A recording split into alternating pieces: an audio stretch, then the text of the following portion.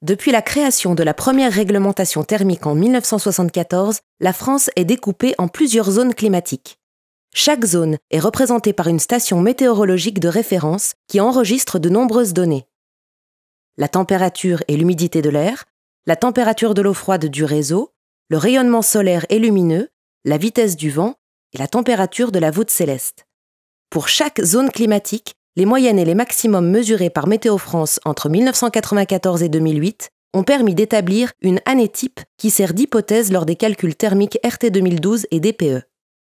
Dans ces calculs, l'estimation des besoins énergétiques des bâtiments est directement liée à ces données.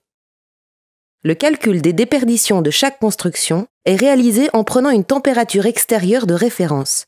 Cette température extérieure de référence dépend de la zone climatique et de l'altitude de la construction.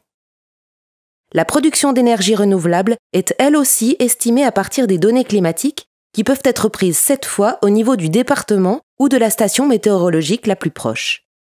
Les zones climatiques servent également à déterminer la consommation maximale autorisée d'un bâtiment telle qu'elle est définie par la RT 2012.